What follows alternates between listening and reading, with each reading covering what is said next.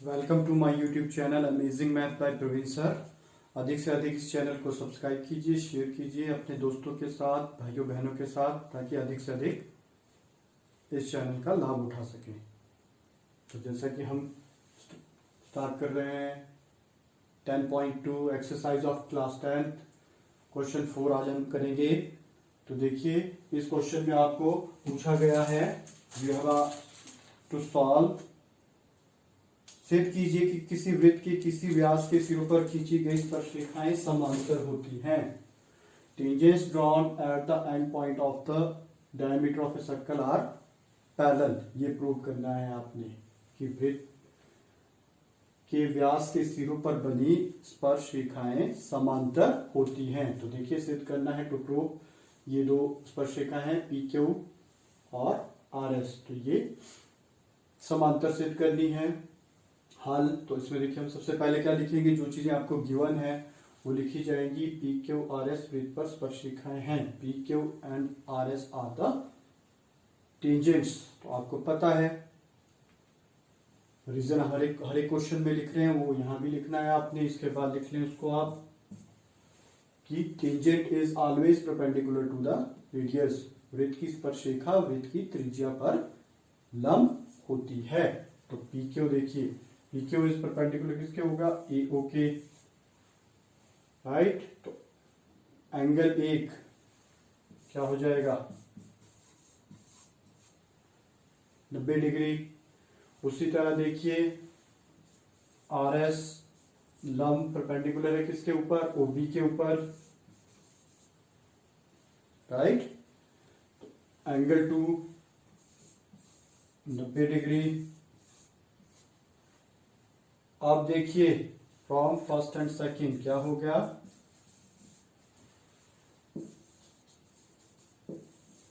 एक व दो से।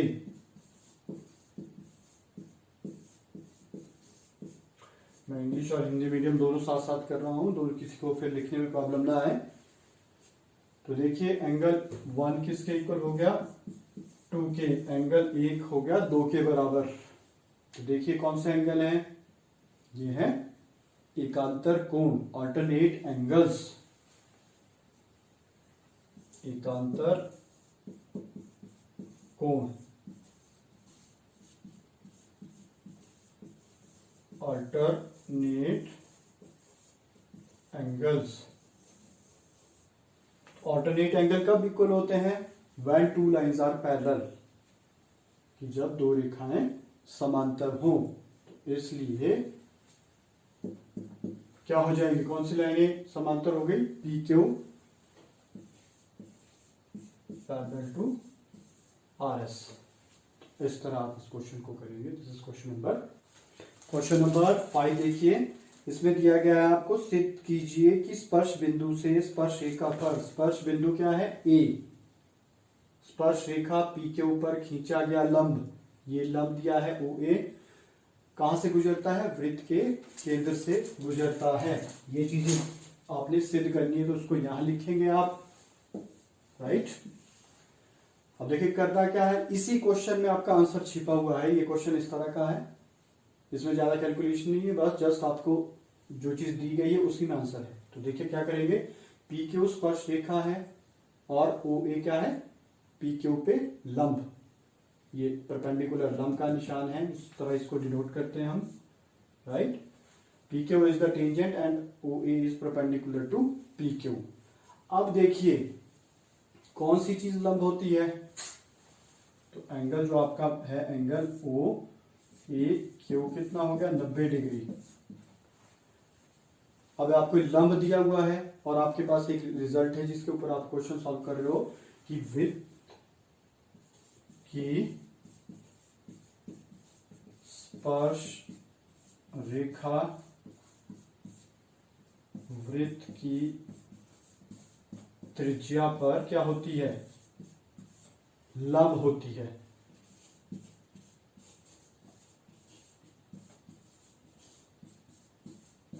ठीक है, ये हमारे पास एक थ्योरम है। वृत्त की स्पर्श रेखा ये किसके ऊपर लंब होती है, वृत्त की त्रिज्या पर। tangent is always perpendicular to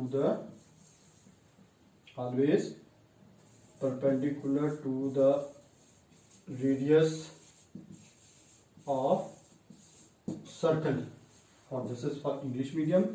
अब देखिए क्या कहा गया कि टेंजेंट हमेशा किसके ऊपर परपेंडिकुलर होता है, रेडियस पे, त्रिज्या पे, तो इसलिए ओ ए क्या हो गई, त्रिज्या, इसलिए ए ओ वृत्त की त्रिज्या है। ओ A is the radius, right. बस ये लाइन निकलनी थी। और जो वृत्त की त्रिज्या है वो कहां से गुजरती है, केंद्र से। वृत्त की त्रिज्या केंद्र से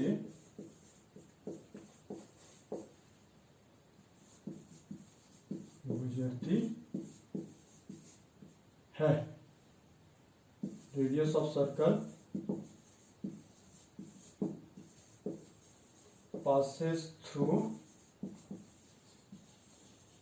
the center of circle. This is the reason. इसमें बस आपने लिखना ही है कि हम इसको क्या सिद्ध कर देंगे कि ओ ए क्या है, वृत्त की त्रिज्या है। सो वृत्त की त्रिज्या केंद्र से गुजरती है। इस तरह आप करेंगे क्वेश्चन नंबर 5।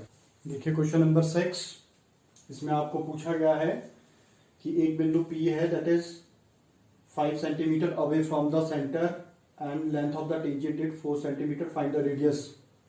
कि एक बिंदु A है जो वृत्त के केंद्र से 5 सेंटीमीटर की दूरी पर है तथा वृत्त पर स्पर्श रेखा की लंबाई 4 सेंटीमीटर है, तो वृत्त की त्रिज्या ज्ञात कीजिए। तो ज्ञात करना है टू फाइंड, हमने क्या करना है, ओपी, जो कि क्या है हमारे पास, त्रिज्या।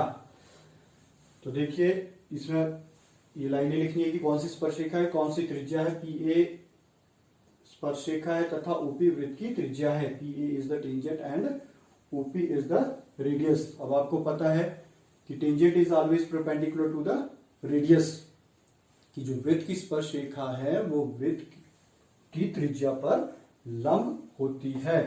तो पी ए परपेंडिकुलर है किसके ऊपर, ओ पी पे। तो देखिए ये वाला एंगल, ये वाला कोण कितना हो गया, O P A, this is 90 degree. ये कोण हो गया 90 डिग्री का। और ये जब 90 डिग्री का कोण हो गया तो आप इसमें पाइथागोरस प्रमेय लगा सकते हो, क्योंकि ये क्या बन गई, राइट ट्रायंगल, समकोण त्रिभुज। त्रिभुज ओ ए पी में in triangle O A P by PGT, Pythagoras theorem, Pythagoras प्रमेय द्वारा। यहां पे लिखेंगे पाइथागोरस प्रमेय द्वारा। तो देखिए क्या होता है पाइथागोरस प्रमेय, 90 का जो कोण है उसके सामने वाली साइड कर्ण होती है सबसे बड़ी, इसका वर्ग बराबर हो जाएगा अन्य दो भुजाओं के जोड़ के। ओ ए स्क्वायर किसके बराबर हो जाएगा, OP square plus AP square plus, this is not working properly, O A square equals to OP square plus A P square. अब वैल्यूज रखिए, देखिए ओ ए कितना है 5 का स्क्वायर और ओपी हमने निकालना है, ये रेडियस है, और लास्ट ये है एपी कितना 4 का स्क्वायर। अब वैल्यूज सॉल्व कीजिए, आंसर आ जाएगा ये कितना आ गया, 5 का स्क्वायर 25, 4 का 16, 16 दूसरी तरफ आके माइनस हो जाएगा, 25 माइनस 16, राइट। तो ये कितना आ गया, देखिए माइनस कीजिए, आ गया 9 और ओपी स्क्वायर √9 और ओपी हमारे पास प्लस माइनस 3, माइनस की वैल्यू हम नहीं लेंगे तो ओपी, इसलिए ओपी कितना हो गया 3 सेंटीमीटर। तो वही क्या है, वृत्त की त्रिज्या। आसान क्वेश्चन है एंड इंपॉर्टेंट क्वेश्चन।